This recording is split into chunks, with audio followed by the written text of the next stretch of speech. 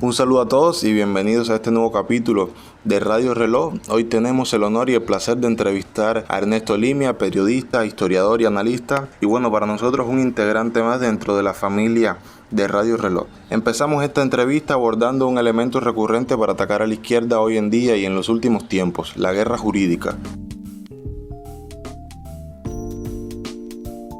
Durante mucho tiempo, el lawfare es con lo que más están haciendo daño a la izquierda, con lo que están desintegrándole, que es un concepto militar, la guerra jurídica. Concepto militar porque ellos lo diseñaron para, antes de una intervención militar a partir de la guerra de Yugoslavia.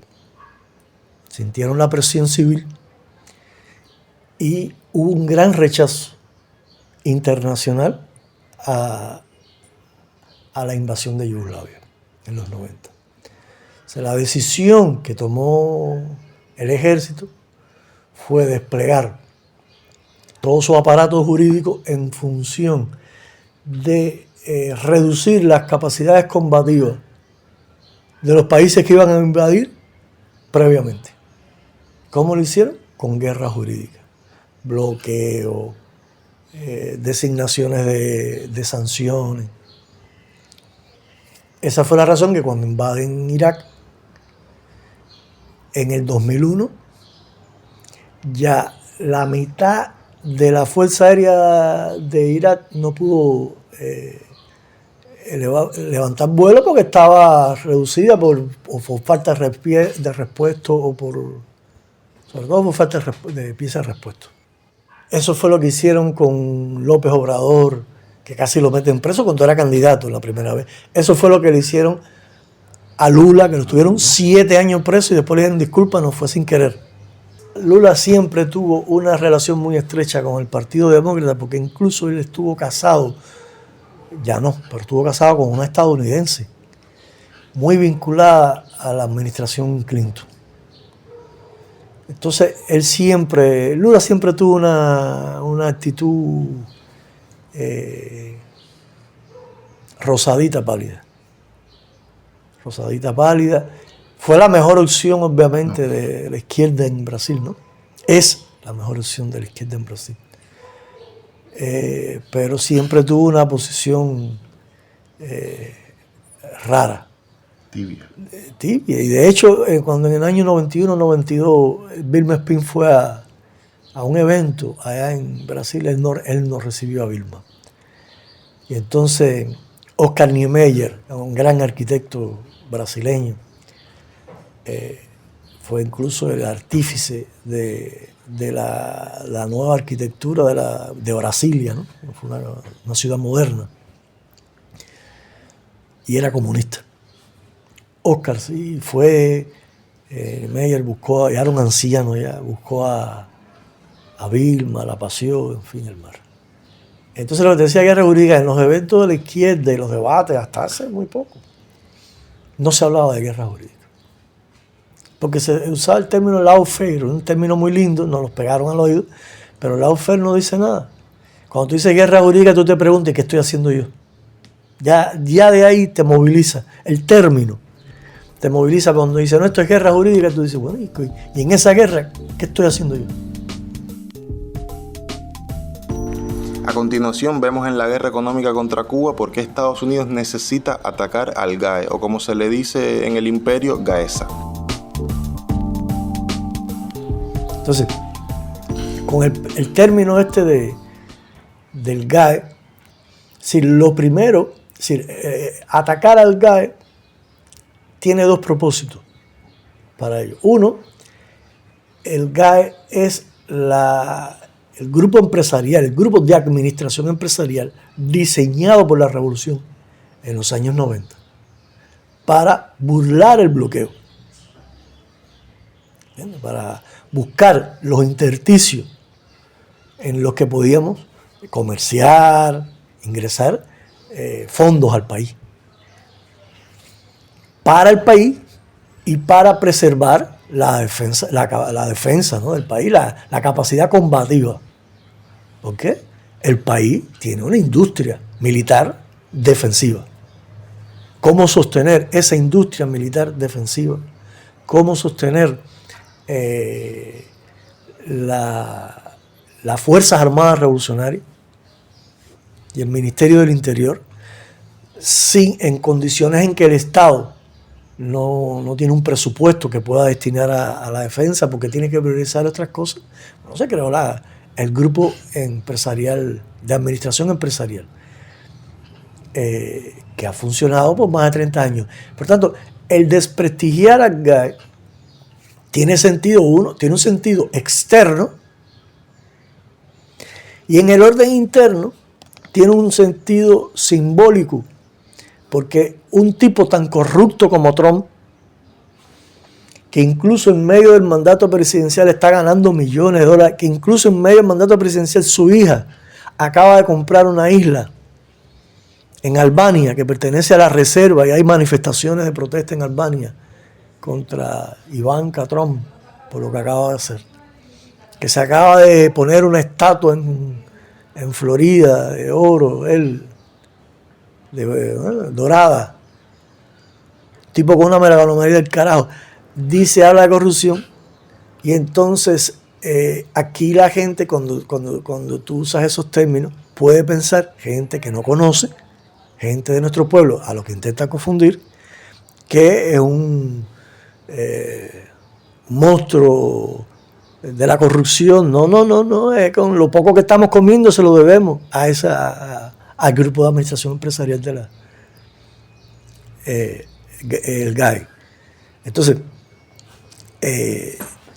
esa es la historia, es decir, es como ellos cómo victimizan a la víctima, de modo que en el pueblo cubano encuentren apoyo a todo lo que están haciendo. Con quien empezó Trump en la administración interior, las primeras 243 medidas de bloqueo. A ver, cuando Trump llega al poder, lo primero que hubo gente aquí que pensó que ya no había modo de incrementar más el bloqueo.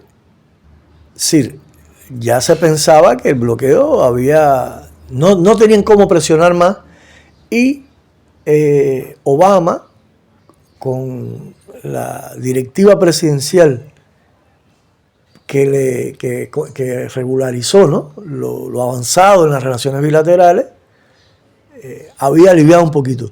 Lo primero que pensó mucha gente, en algunos analistas aquí, es que aquella directiva se podía preservar, es decir, era irreversible. Si lo avanzado era irreversible. Y Trump derogó la directiva inmediatamente. Ahora, Trump mandó un cubano no es cubano nada, a un individuo, un abogado, que estuvo vinculado a esa mafia cubana, matistiana, en la Florida. Se llama Mauricio Claver Carón, que cuando se graduó de Derecho, de abogado, y en los primeros 7 años trabajó en el Departamento del Tesoro. Primeros 7 años de su carrera. Trump lo mandó 1 año para el Departamento del Tesoro a buscar todos los intersticios por los que se podía ir el bloqueo. Y 1 año después, con la misión cumplida, nos dictaron 243 medidas de arreciamiento del bloqueo. 243 medidas. A Mauricio Claver Carón lo hicieron segundo jefe de la oficina del Consejo de Seguridad Nacional, y una de las primeras grandes medidas fue contra el GAE. Desde entonces, ellos lo que han hecho ahora es ir arreciando, ya no les queda mucho, entonces metieron el bloqueo de combustible, que es una cosa, ya no es ni siquiera jurídico, ya es de cañones a la fuerza. Ya no es jurídico, ya, si ellos pasaron porque Llegaron los batistianos al poder, al Departamento de Estado, y por supuesto saben que es ahora o nunca, y quieren crear un clima, primero, que genere un estallido social en Cuba y les permita el pretexto. Nadie en Estados Unidos, bueno, en la gran mayoría de la opinión pública estadounidense está en contra de una guerra contra Cuba. La inmensa mayoría del mundo está en contra de una guerra contra Cuba. Y ellos necesitan, eso es algo que ellos saben desde hace muchos años, ellos necesitan un pretexto.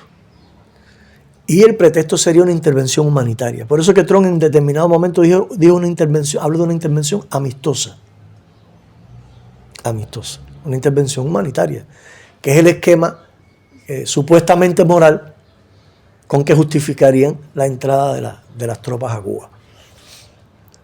Todas estas medidas arreciando serían eso, o si no se produce el estallido social que quieren inducir, al menos piensan ellos que van a reducir a cero las capacidades combativas cubanas, y cuando ellos, como dice Trump, cuando ellos pongan un portaaviones frente al malecón, Cuba se va a rendir mansamente. ¿Sí? Esa es la perfidia. Ayer Trump volvió a amenazar. Como yo he dicho desde la primera vez, pienso, siempre digo, pudiera estar equivocado, pero desde el 25 de agosto que yo hablé por primera vez de estas cosas, dije que obviamente el atolladero que tienen en el estrecho de Hormuz no les permite concentrarse en dos conflictos a la vez. Ellos necesitan terminar aquel conflicto y después vendrían por Cuba. Así lo confirmó ayer Trump, que a él le gusta una cosa a la vez, que primero tienen que resolver aquello y después, como dice él, hay una pasadita rápida por aquí. Ellos están tratando de hacer creer a la opinión pública estadounidense y a los sectores políticos y al Congreso que una acción contra Cuba no tendría costo ninguno, que sería muy rápida, sería tipo Venezuela. Eso es lo que están ellos tratando de hacer creer para que no se rechace lo que proyectan. Tras los sucesos del 3 de enero y la facilidad con que las tropas norteamericanas invadieron Venezuela, vemos cómo fue tan fácil esta operación. Yo creo que en Venezuela hubo una sucesión de cosas. Yo creo que en Venezuela hubo cobardía, falta de dignidad.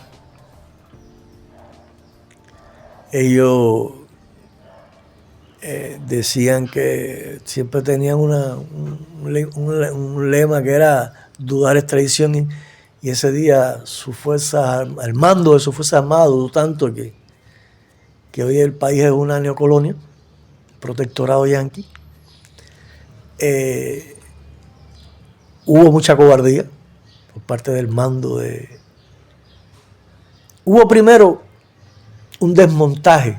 una despreocupación, un desmontaje de la defensa. Una despreocupación total. El 40% del ejército estaba de pase, el ministro de defensa estaba de vacaciones, de fin de año, la mitad del gobierno estaba de vacaciones de fin de año en Isla Margarita. Hubo, en medio de un acoso y de una agresión que era evidente e inminente, y que se les alertó que era inminente, hubo una subestimación olímpica de la amenaza. Ahora, ¿qué tiene que ver con lo que también pasó aquí, que fue tanto tiempo amenazando que ya mucha gente creyó que era un chiste? Pero los militares no, ni la dirección del gobierno tampoco puede creer eso. Se puede creer entre la gente. Ya la gente jugaba, hoy vienen los yanquis. En Venezuela la gente jodiendo. En la calle decía, hoy sí vienen, hoy se goza. Ese era el chiste. Sin entender que este es un gobierno neofascista y que por tanto actúa. Entonces, y además está dirigido por una retaíla, por dos tipos que son nada más cobardes. Trump no pasó ni siquiera el servicio militar y Marco Rubio es una rata de cloaca. Y como todos los abusadores, cuando tienen un poderoso detrás a su disposición, lo emplean. Y la otra cosa fue la cobardía cuando pasó los hechos, ¿no? Hubo la orden en los mandos militares de no responder. Es un acto de cobardía absoluta. Y tiene que haber habido traición también. Yo no sé el grado de traición, no puedo especular, pero tiene que haber habido traición también. Y yo no dudo que algún día nos enteremos de que a él sí la habían reclutado. No lo dudo. Y si es falso y ella solo es cobarde e ingenua, bueno, le digo que es cobarde e ingenua. Eso sí se lo digo. Él sí es cobarde y además es ingenua. Es las dos cosas. Sí, no es traidora. Porque pensar que puede lograr algo de la administración Trump es una cosa, es de una ingenuidad política olímpica también, ¿no? Si es traidora, es traidora. Si la reclutaron en Qatar o en Inglaterra, bueno, tendrá que vivir con aquel adagio romano que Roma paga a los traidores, pero los desprecia. Y vivirá en el desprecio. El tiempo lo pone todo en perspectiva. Ahora estamos en un momento enrarecido y cuando las aguas, en medio de la tormenta, las aguas no permiten ver nada, ¿no? Hay que tratar de acentuar la observación, pero después cuando las aguas toman su nivel todo se clarifica, todo se asienta, entonces salen las cosas a flote.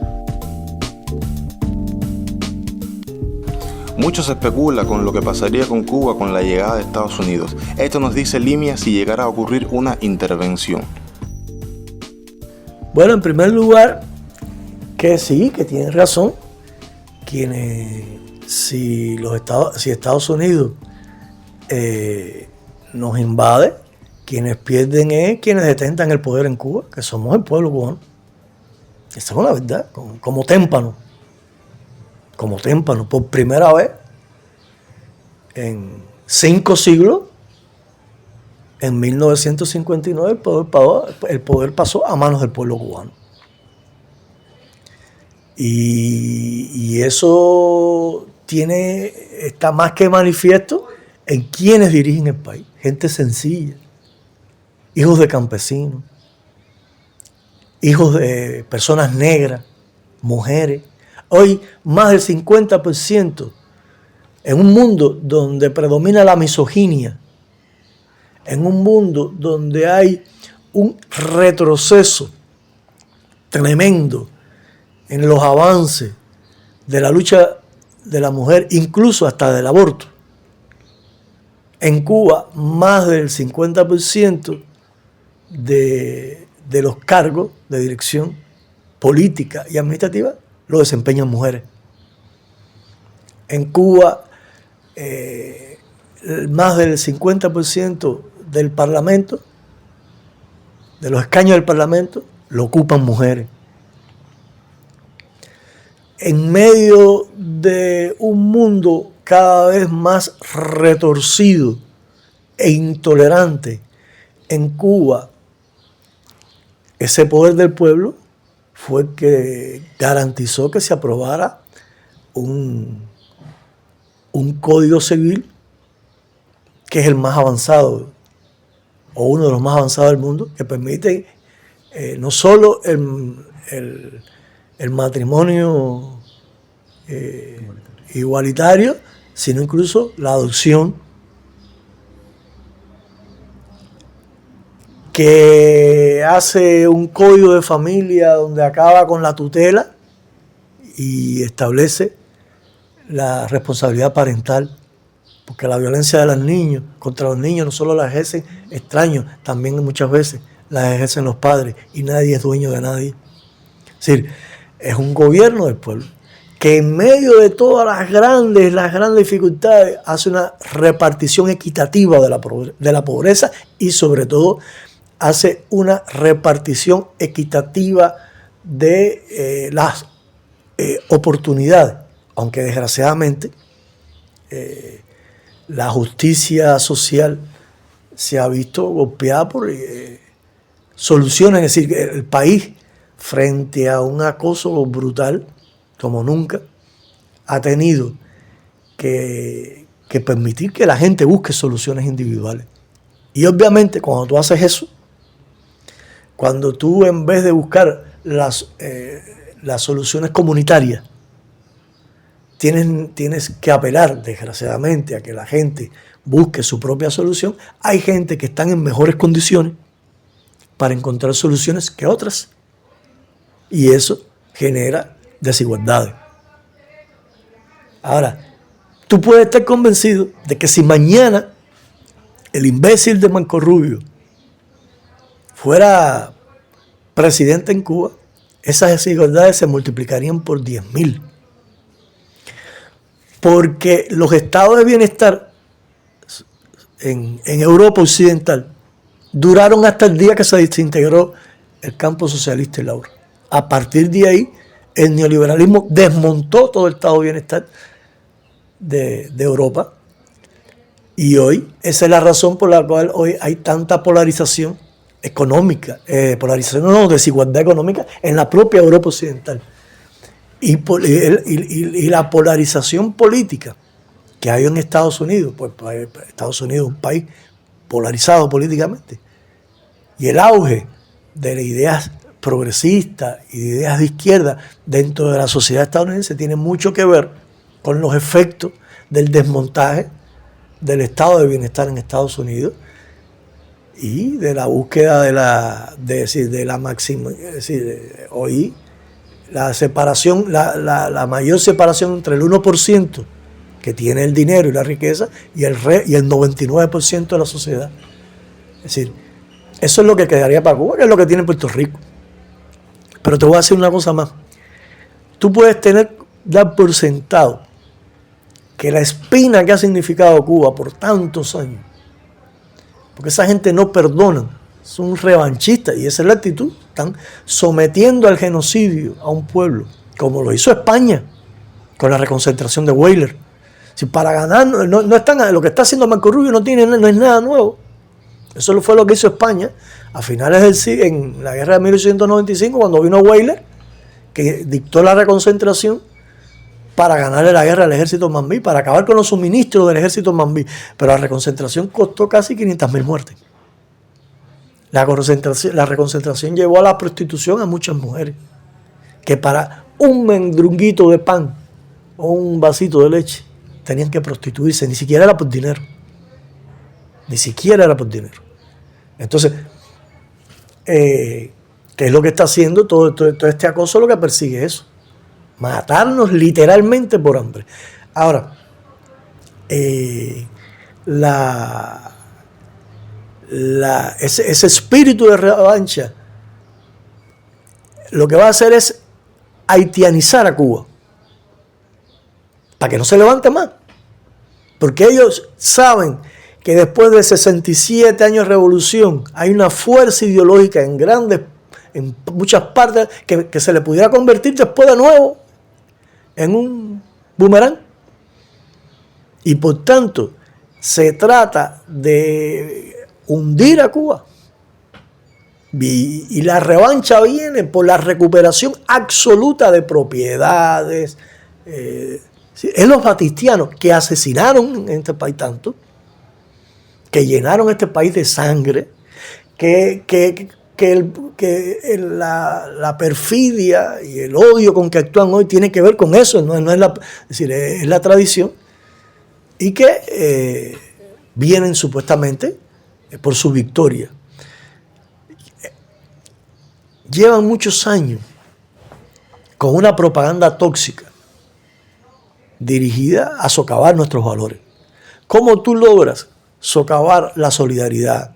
¿Cómo tú logras socavar el valor del compañerismo, de la lealtad, del amor a la patria, del amor a tu símbolo, a tu historia? Tú logras socavar eso generando un monstruo. Y ellos tienen un diseño militar de laboratorio ideológico para generar monstruos en Cuba a través de la propaganda. Y obviamente entre la desesperación que a veces causa este estado en que estamos sufriendo y los monstruos que han generado con la propaganda y que generan con la propaganda, obviamente tiene que haber gente que de baja, yo digo, es decir, Ignacio Agramonte los definía como sietemesinos. Y después Martí también les dijo sietemesinos. Pero el primero que los definió como sietemesinos fue Ignacio Agramonte. Tienen el alma de sietemesinos. Porque nosotros no somos la primera generación de revolucionarias y revolucionarios cubanos que nos hemos enfrentado a estas condiciones. Los primeros que se enfrentaron a estas condiciones fueron los terratenientes y hacendados más ricos de Oriente y de Camagüey en la guerra de 1868. ¿Quiénes eran esas familias que encabezaron la guerra? Céspedes, Perucho Figueredo, los Agramontes, Sanguilí. Bueno, Sanguilí era de La Habana, los Agramontes, Marqués de Santa Lucía. Francisco Vicente Aguilera era el hombre más rico de Oriente. Esa gente renunciaron a todo por la independencia. Pero después en la guerra del 95, por supuesto, con la guerra del 68 le habían arrancado, primero la generación del 68 murió en la batalla. Aquellos terratenientes, toda esa gente murieron combatiendo en el campo de batalla. Y España y Estados Unidos económicamente les arrancó la riqueza a los pocos que tuvieron algo.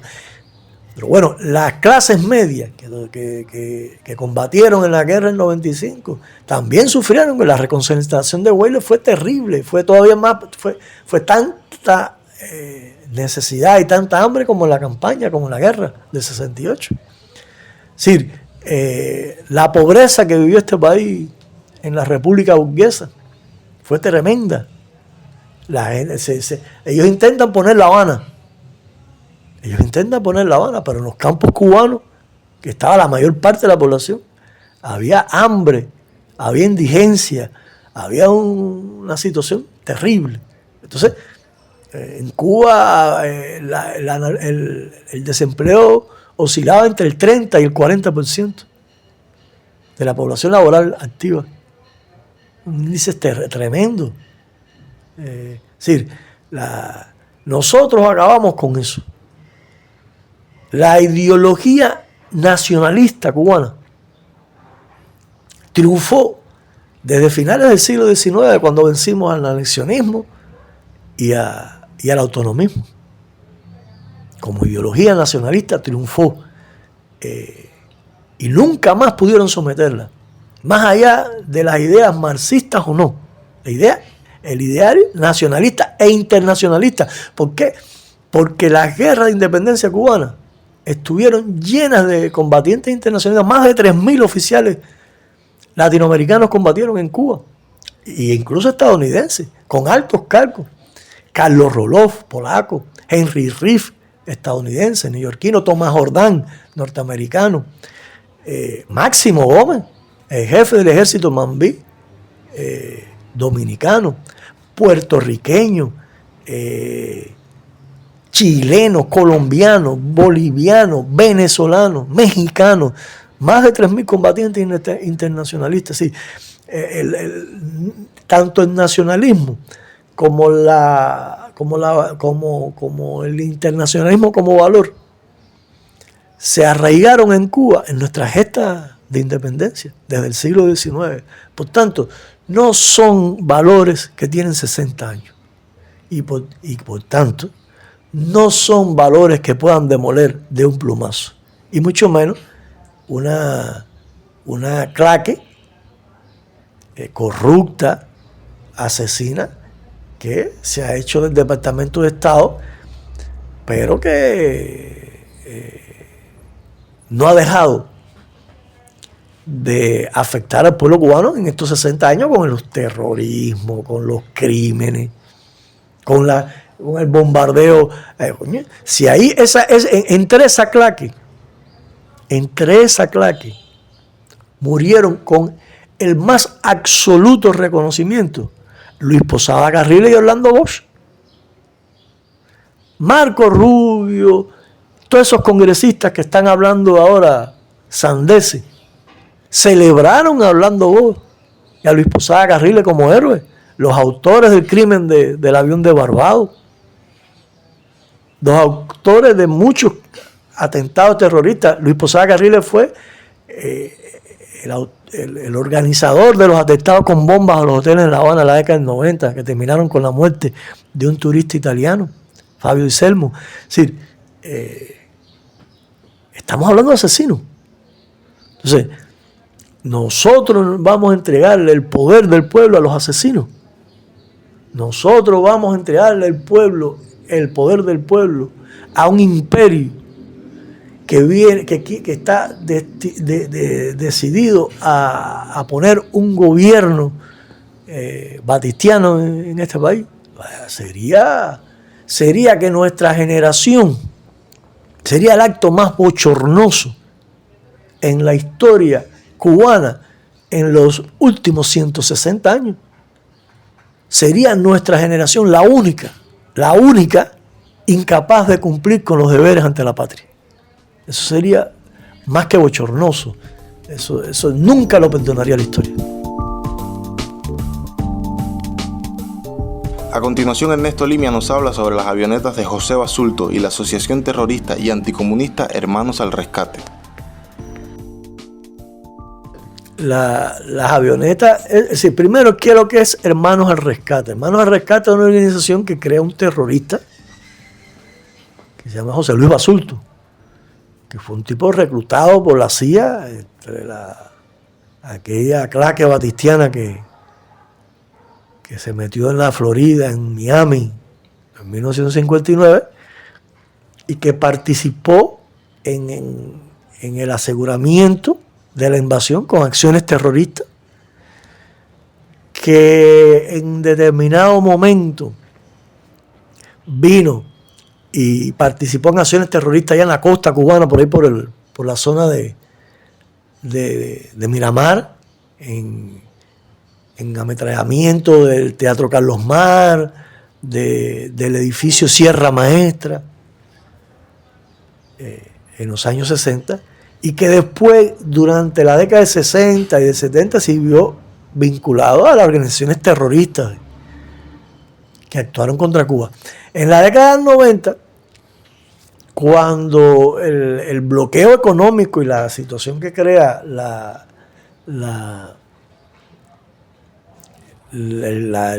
pérdida del 85% de nuestro comercio, fíjate que con la desintegración de la URSS y del campo socialista, nosotros perdimos el 85% de nuestro comercio, que tuvimos hoy podemos decir, gracias a Dios, porque el bloqueo, eso era lo que perseguía. Lo que está persiguiendo hoy es lo que perseguía desde el 59. Por supuesto, existía un bloque socialista que se articuló y nos permitió desarrollarnos, con virtudes y defectos, nos permitió desarrollarnos. Entonces, de pronto, cuando se cae eso, ellos arrecen el bloqueo. Primero empiezan con la ley Torricelli.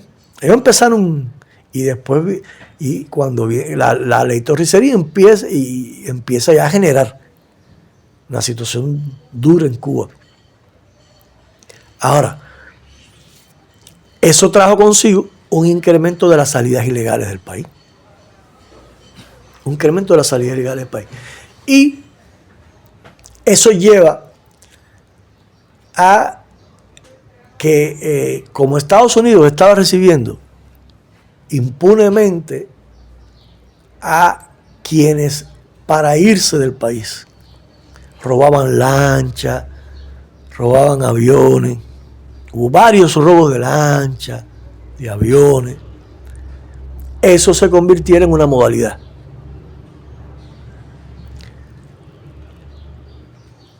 Y en agosto de 1994, las emisoras de Miami empiezan a decir que van a venir hacia el puerto, hacia el malecón, embarcaciones a buscar gente. Una falacia, eso era mentira. ¿Qué es lo que querían? Movilizar a todo el potencial migratorio hacia el malecón. Eso ocurre después de que hubo un intento de robo del remolcador, de un remolcador que se lo intentaron secuestrar. Y cuando en el intento de frenar ese secuestro, el remolcador se hundió y se murieron varias personas. Toda esa construcción mediática a partir de estos hechos reales llevó al 5 de agosto de 1994 y los sucesos del malecón. Cuando ocurre eso, ¿qué dice Fidel? No vamos a protegerle más el malecón, las aguas, no, ya. Todo el que se quiere ir que se vaya. Y empezaron la gente en el medio del malecón y en todo el litoral habanero a armar las balsas para irse a la luz pública, a plena luz del día. Cuando eso ocurrió, la administración Clinton levantó la banderita blanca y pidió firmar acuerdos migratorios. En ese tiempo del incremento de la salida, surgió Hermanos al Rescate, esta organización que quería hacer más que todo propaganda y formar parte de esa industria de la contrarrevolución, supuestamente diciendo, mira, aquí hay una balsita para que el guardacosta la fuera a buscar, etc. Pero después de que se firma el acuerdo migratorio entre Cuba y la administración Clinton, la inmigración ilegal se redujo al mínimo. Y por tanto, ya la razón de ser de Hermanos al Rescate se perdió. Pero tenía que seguir viviendo de la industria de la contrarrevolución. Y entonces, ¿qué empezaron a hacer?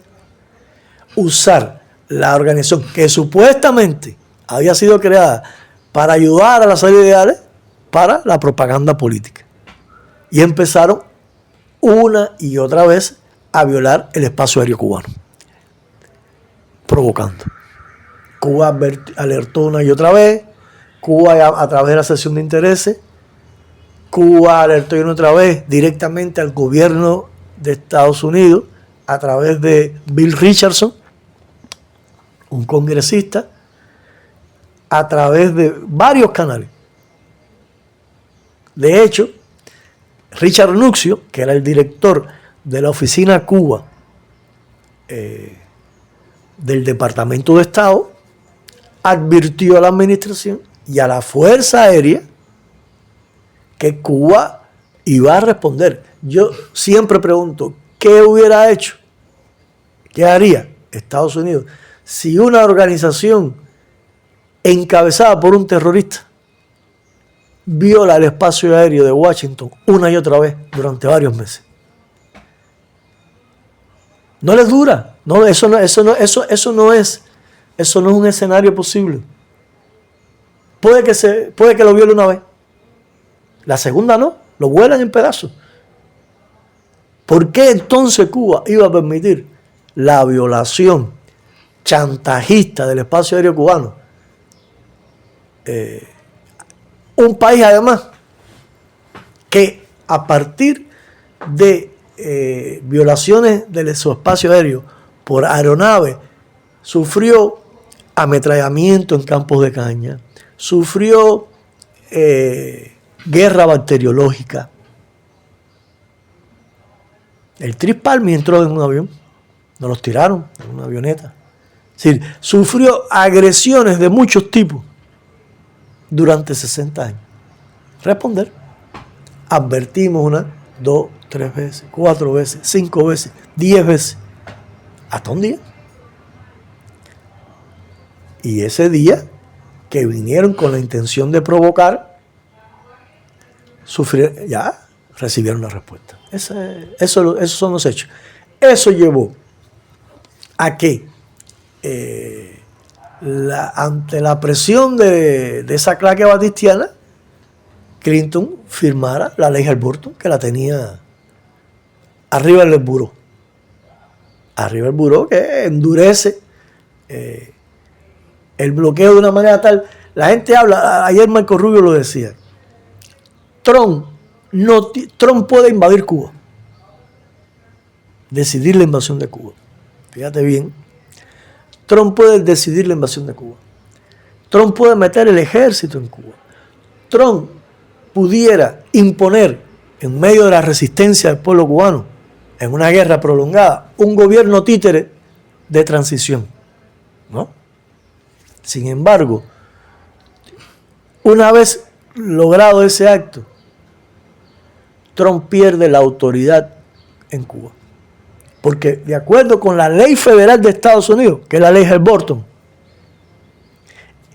en ese caso, quien decide todo sobre Cuba es el Congreso. ¿Cuál es el primer paso? Un procónsul viene a gobernar. ¿Qué deciden ellos? Eso está establecido en una ley. No es ni siquiera en el peor de los escenarios, Cuba. Los cubanos, no se dice yo, no. Los cubanos, entonces ahora está bien, ya no está Díaz-Canel, ahora los cubanos decidimos en elecciones. No. Eso no es lo que establece la ley de Estados Unidos. Lo que establece la ley de Estados Unidos, te recomiendo leerte la ley Helms-Burton, es que ellos designan a un procónsul y ese procónsul es el que viene a gobernar. El primer mandato que tiene ese procónsul es, hasta dicho así explícitamente en la ley Helms-Burton, que la gente habla de ella y no la conoce y no la lee, es desintegrar todas las instituciones del orden democrático, social y político de Cuba. Todas. Desintegrarlas. Revertir todo lo que hizo la revolución. Devolver todas las propiedades nacionalizadas. Devolver, ¿sí? Y después que hagan todo, que regresen Cuba a 1959, todavía el procónsul tiene que ir al Congreso de Estados Unidos. Fíjate, informar que ya Cuba está igualita que el 31 de diciembre de 1958. Y todavía el Congreso de Estados Unidos puede decirle que no es suficiente. Son ellos los que deciden hasta cuándo está la intervención militar estadounidense en Cuba. El Congreso de Estados Unidos. No es una prerrogativa del Ejecutivo, es una prerrogativa del Congreso.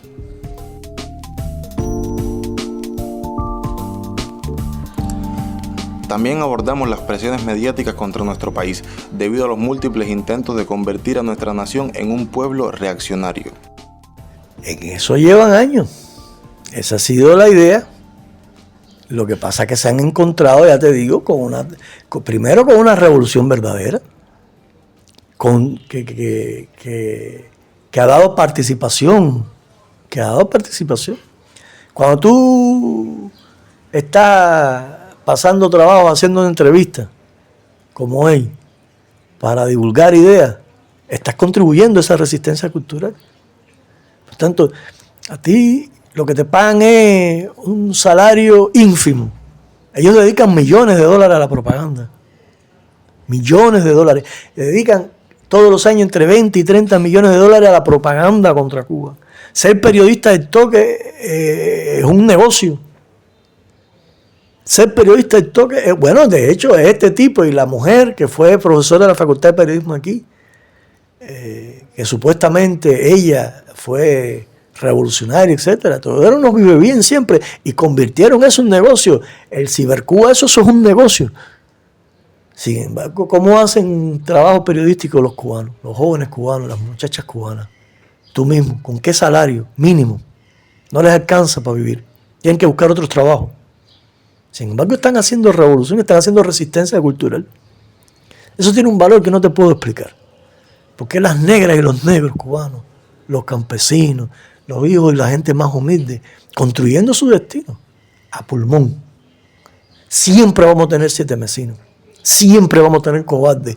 Pero te voy a decir algo, en la tradición cubana, siempre quienes dieron el primer paso fueron la gente más sencilla, fueron la gente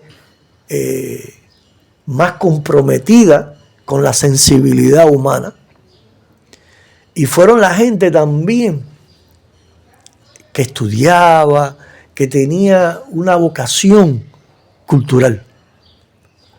Porque mi abuela era analfabeta. Sí, no es que era analfabeta, me explico mal. Mi abuela tenía un 6º grado, pero pensaba, leía y escribía de una manera extraordinaria porque leía y se identificaba. Porque les dieron poca posibilidad de ir a la escuela, pero se las agenciaron para buscar la luz del conocimiento de otro modo. Y ese esfuerzo tan grande que ha tenido este país para construirse, a diferencia de Sudamérica, a diferencia de otras experiencias, Cuba necesitó construirse culturalmente para ir a la guerra. Porque las opciones eran, hasta 1868, eran la autonomía, las mejores opciones, las más avanzadas, o la anexión. No el sometimiento colonial, a pulso como estaba, ¿no? Sino un régimen autonómico o la anexión. Pero la independencia, el ideal de la independencia fue una construcción cultural, de ahí su fuerza. Y esa construcción cultural también se nutrió de valores idiosincráticos de la cubana y el cubano, que es el valor personal, que es la dignidad, que es la solidaridad, que no es un valor de la revolución. La revolución multiplicó ese valor, pero el valor de la solidaridad es un valor de la nación cubana, porque desde la guerra de independencia la gente se ayudaba. En el campo, en la república burguesa, los pobres se ayudaban. Por eso fue que los revolucionarios, cuando la lucha contra Machado y cuando la lucha contra Batista, recibían ayuda. Por eso fue que el ejército rebelde recibió ayuda en la sierra. Porque además, desde que estaba en la sierra, el ejército rebelde, todas las medidas que dictó fue en favor de la masa campesina. No habían ganado la guerra y estaban dictando la reforma agraria. Es decir, el segundo frente, Raúl, en medio de la guerra, creó un departamento de educación, creó un departamento de salud. Es decir, pensando siempre en los destinos de nuestro pueblo. Por tanto, eso tiene un peso muy grande. Y la otra cosa es que nos toca a una vanguardia intelectual impedir que confundan a nuestro pueblo. Hay un núcleo intelectual, una vanguardia, que tenemos que luchar a brazo partido en medio de una era neoliberal que apuesta a la desmemoria por impedir que confundan a nuestro pueblo. Porque pasaría lo mismo que pasó cuando la intervención yanqui, que después hubo una cúpula, una claque, que se benefició de la república neocolonial yanqui y dejó atrás a las mayorías del pueblo, a los campesinos, a las mujeres, a los negros. Se quedaron atrás en la humillación, en la miseria, en el abandono. Entonces, tú dices, bueno, pasan las cosas y después, mira Rusia misma. ¿Qué pasó en Rusia? ¿Cuál fue la experiencia en Rusia? Los primeros 10 años. De pronto se convirtió en el país más corrupto del mundo, el país de mayor prostitución del mundo, una pobreza extrema. En 10 años reaccionaron. Tardaron 10 años en reaccionar, bueno, hasta que cogió Putin el poder. No son ya una revolución socialista, por supuesto, pero no son un Estado neoliberal. Tampoco son un Estado neoliberal. Y dentro de las condiciones de Estado capitalista, tienen un sistema de justicia social muy parecido al del socialismo. Muy parecido al del socialismo. Entonces, han establecido incluso salud pública, han establecido incluso la enseñanza gratuita, han establecido la ayuda a los sectores más vulnerables. Sí, han organizado una redistribución de los ingresos mucho, pero por mucho más justa que el Estado que sobrevino a la desintegración de la URSS y del socialismo que instauró Yeltsin con una reforma neoliberal decretada por expertos del FMI. Uno de ellos hoy Jeffrey Sachs, que evolucionó increíblemente, ha declarado que él siente vergüenza de esa etapa de su vida. Lo ha declarado y es hoy uno de los más grandes luchadores antiimperialistas desde el propio Estados Unidos. Para que tú veas como nada en blanco y negro, esa es otra virtud que ha tenido la Revolución de Cubana, su amplitud de mira, su crecimiento no sectario, aunque tuvimos grandes sectarismos aquí, de dar la posibilidad de sumar. Este no es un país de los comunistas. Cuba no es un país ni de los comunistas ni para los comunistas. Cuba es un país donde el Partido Comunista encabeza los esfuerzos de la reconstrucción y la defensa nacional, pero es un país para todos. Y por tanto, las leyes, los preceptos, la libertad de expresión tiene que dar cauce a una amplitud de mira. ¿Cuál es la línea roja? No, el anexionismo. No hay arreglo con el anexionismo. No hay arreglo. Queremos una patria cubana. Eso es lo primero. No hay arreglo con el anexionismo. No hay arreglo con el neoliberalismo. No hay arreglo. No hay arreglo con la misoginia. No hay arreglo contra la intolerancia. No hay arreglo con la intolerancia contra la libertad de orientación sexual y la orientación de vida que quiera cada cual. No hay arreglo. Esos son líneas rojas, no hay arreglo. Y esas son las líneas que nos quieren imponer esa gente. El neoliberalismo, la anexión, la misoginia, la intolerancia. Entonces, hay que pagar un costo. Todas las generaciones de revolucionarios y revolucionarios cubanos pagaron un costo. Los vietnamitas pagaron un costo. Los coreanos pagaron un costo. Los iraníes acaban de pagar un costo. Y el mundo los mira con admiración, con respeto. A Cuba nos respetan y nos miran con admiración por la dignidad y la voluntad que hemos tenido por por casi 160 años de defender nuestra cubanía. Hoy a Venezuela como la mira en el mundo. Y hoy ya nadie habla hoy de Venezuela. Cuando hablan de Venezuela es para decir casi con lástima. Por último, Limia nos explica cómo se consolidó el pensamiento de Martí dentro de una Cuba desigual y dividida. Mira, a ver, eso es casi una entrevista, pero te voy a decir a grandes rasgos. Acuérdate que en Cuba podía estudiar el 10% de la población. Martí es un pobre que llega a la escuela gracias a hacerse letrado, gracias a la ayuda de Rafael María de Mendive, porque la idea del padre Martí fue ponerlo a trabajar desde los 13 años. Y es Mendive quien asume la educación de Martí. Por tanto, Martí es de los pocos hijos de la gente humilde en Cuba que pudo hacerse en una época.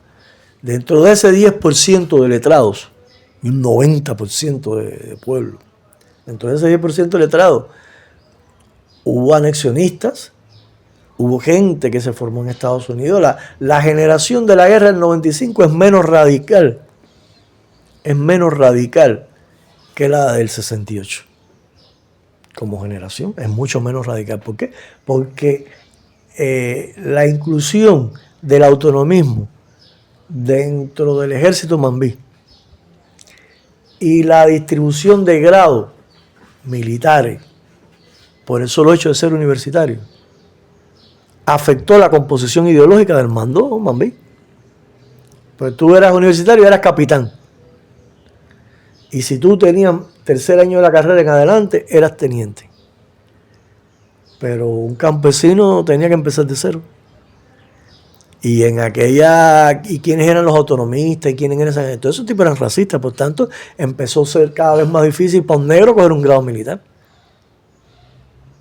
O sea, al final hubo una cúpula, y esa cúpula después fue la que estuvo en la neocolonia. O sea, fue la cúpula de generales y doctores que dejaron el pueblo atrás. Menocal estudió en la Universidad de Cornell, ingeniero en Estados Unidos. Mucha de esa gente estudiaron en Estados Unidos. Otros fueron abogados de las empresas yanquis que empezaron a meterse en Cuba a partir de la década de 1880. Entonces, es decir, ya te digo, siempre hubo anexionistas. Ahora hubo hubo un gran debate del anexionismo en los 80. Y ese gran debate de los anexionismos en los 80 tuvo dos paladines en Cuba, porque hubo un gran debate en la prensa cubana. Fue Manuel Sanguilí. Esa es la razón por la cual cuando Manuel Sanguilí cambia su voto, cuando están discutiendo la enmienda Playa, se desmoronó todo. Porque si el gran paladín de la independencia se quebraba, bueno, ¿qué sentido tenía seguir luchando por evitar la enmienda Plá? Y por eso nos impone la enmienda Plá. Y en Estados Unidos era Martí. Toda esa, es decir, la claque batistiana esa, desde la época de Batista, intentaron manipular la figura de Martí. Porque Martí obviamente fue un gran pensador, un poeta, el hombre, el más universal de todos los cubanos. Correcto. Y ellos no hablan del pensamiento antiimperialista de Martí. De ese no hablan una palabra. Del antianexionismo de Martí. De la vocación de Martí con los pobres de la tierra, con la gente más humilde. De la amistad de Martí con los socialistas, con los comunistas. Martí era íntimo amigo de Fermín Valdés Domínguez, era socialista. De Carlos Baliño. Martí era muy estrecho amigo de Carlos Baliño, de una confianza extraordinaria. De, ¿cómo se llama? El fundador del primer partido socialista cubano. Bueno, Mella dice, ¿cómo se llama? Diego Vicente Tejera. Cuando Mella dice que Mella, que fue amigo de Baliño, que si Martí hubiera estado vivo en 1901 hubieran militado en el partido de Diego Vicente Tejera. Lo dice Mella. Martí obviamente evolucionó en su pensamiento. Cuando tú te lees las primeras apreciaciones de Martí de Estados Unidos, que las realiza Martí ya de Estados Unidos, en enero de 1880, y la primera apreciación la escribe 6 meses después. Y escribe 3 artículos dentro de sus escenas norteamericanas sobre sus impresiones de Nueva York y de Estados Unidos.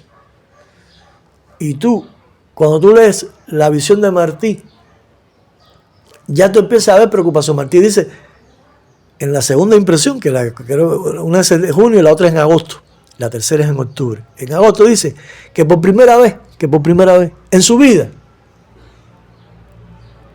llega a un lugar donde no le gustaba a ninguna mujer, porque todas eran muy interesadas y materialistas. Todas estaban pensando en el dinero. Así lo dice José Martí. Pero lo que dice después, en el 87, 7 años después, que ha ido conociendo el país, que se ha entrado del país, que aquello se trocó de república por la corrupción, se trocó de república a monarquía. Lo dice Martí. Y las críticas que le hace Martí a la sociedad, por eso dice en Vindicación de Cuba, cuando están diciendo los artículos anexionistas de Manufacturer, un artículo de Manufacturer y otro artículo más, diciendo que los cubanos son blanditos y que necesitaban un gobierno norteamericano, extranjero. Y Martí responde con un artículo que se llama Vindicación de Cuba. ¿Cómo comienza? Dice, amamos la patria de Lincoln, como mismo tememos a la patria de Cutin. ¿Quién es Cutin? Cutin es uno de los tipos que provocó la guerra contra México y que le arrancaran a México la mitad de su territorio. Periodista, que fue de los que provocó esa guerra. Martí dice, amamos la patria de Lincoln como mismo tememos a la patria de Cutin. Es decir, Martí tenía claridad. Incluso el encuentro de Martí con Maceo en la Mejorana, el 5 de noviembre, ¿no? No, que es 5 de noviembre, 5 de abril. No, 5 de abril, mayo, 5 de mayo.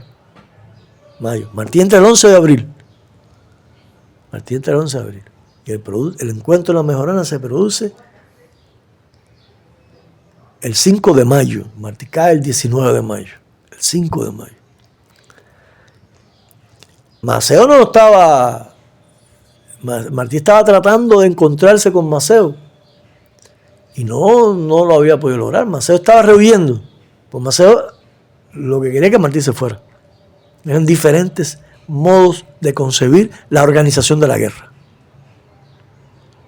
Y Maceo además estaba ofendido con Martí por la expedición en que vino al frente de Flor Crombé. Martí se reúne con un periodista que lo va a ver a las montañas santiagueras, se encuentra en las montañas, y le advierte que él entrevistó a Martínez Campos, que entonces es el capitán general de Cuba, Arsenio Martínez Campos, y que Arsenio Martínez Campos le había dicho, es una conversación que se produce el 2 de mayo de 1895, le había dicho que en caso de que Estados Unidos se hubiera perdido, le entregaban Cuba a Estados Unidos.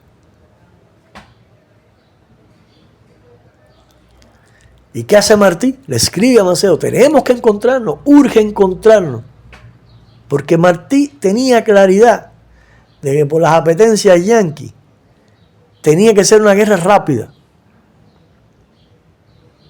Tenía que ser una guerra rápida. No fue una guerra rápida, por eso pudieron intervenir.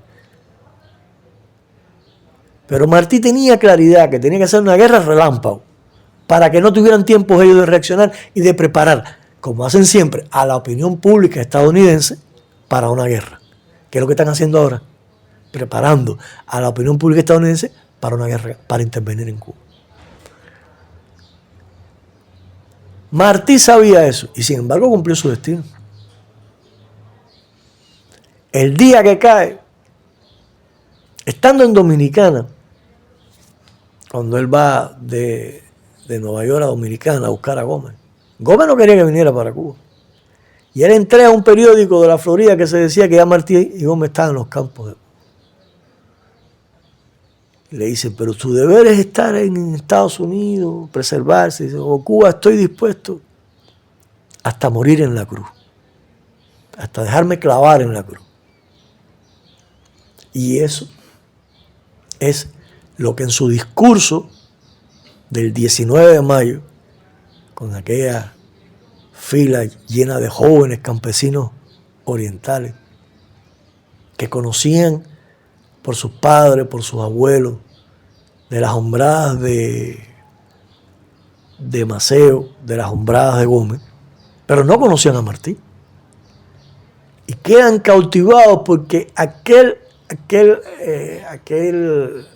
arenga, nacida del más profundo corazón cubano, termina diciendo, y por Cuba estoy dispuesto hasta morir clavado en la cruz. Y esa es la razón por la que una hora después, cuando Gómez, que atacan el campamento en Dos Ríos, cuando Gómez le dice, este no es su lugar, Martí sigue combatiendo. Martí sigue combatiendo porque estaba dispuesto a morir. Y estaba dispuesto a morir en una guerra que sabía que tenía que ser rápida. Porque, como decía él, con la independencia de Cuba, evitaremos que los Estados Unidos caigan con esa fuerza sobre nuestras tierras de América. Me dice, cuanto hice hasta hoy, y haré para eso. Tenía claridad de que la independencia de Cuba era el modo de parar el expansionismo yanqui sobre nuestras tierras de América. Ese fue el sentido de su lucha. Y fue el sentido de la lucha de Fidel años después, cuando estando en la Sierra Maestra, mirando un lugar que han bombardeado la Fuerza Aérea de Batista con bombas entregadas en la base naval en Guantánamo, que le describe a Cel, le dice, hoy estoy más seguro que nunca que mi verdadera guerra empezará cuando triunfe esta revolución contra Estados Unidos. Es decir, el mismo destino, el de Martí, el de Fidel, el de Céspedes, que mandó a retirar la delegación, la legación cubana en Estados Unidos, diciendo ya bastante nos hemos humillado con ese gobierno que nos quiere en manos de España, que no nos quiere. Estaban con la teoría de la fruta madura esperando a que mejoraran, a que se crearan las condiciones para intervenir. Fue lo que sufrió Mella, fue lo que sufrió Villena, fue lo que sufrió Guitera. ¿Quién asesina a Guitera? Batista. ¿Y quién es Batista? Batista es el hombre que pacta con los yanquis, con la embajada yanqui, y traiciona la revolución del 33. Y termina asesinando a Guitera en el Morrillo en 1935. Un gobierno yanqui asesinó a Araceli Iglesias. ¿Por qué? Porque estaban, sí, eran los gobiernos de Prío, de Grau, pero esos gobiernos respondían al capital yanqui, respondían a los dictados de la embajada yanqui. Y podían asesinar y matar abiertamente sin el menor rechazo, sin la menor crítica. Y así asesinaron a Mansalva, a Jesús Menéndez, a Araceli Iglesias. Una de las cosas que más influyó en la conciencia de Abel Santamaría, el segundo jefe del asalto al cuartel Moncada, el segundo jefe de la generación del Centenario, fue el pensamiento de Guitera y también el asesinato de Guitera y el asesinato sobre todo de Jesús Menéndez, porque Abel Santamaría tenía delirio con Jesús Menéndez. Delirio. Y Aide Santamaría cuenta que cuando asesinan a Jesús Menéndez, Abel se conmocionó de manera extraordinaria y se dio cuenta que no había otro camino que la lucha. Y todavía no había llegado Batista. Y cuando Batista da el golpe de Estado, siempre se habla de la reacción en La Habana. Pero en Santiago hubo reacción. Y un jovencito, era un adolescente de 17 años, llamado Fran País, fue para el cuartel Moncada a buscar armas. Y cuando un veterano de la guerra, Rafael Portuondo Tamayo, le dice que, si no ve los jovencitos que está, decía, Martí tenía 15 años cuando empezó a luchar por la independencia de Cuba.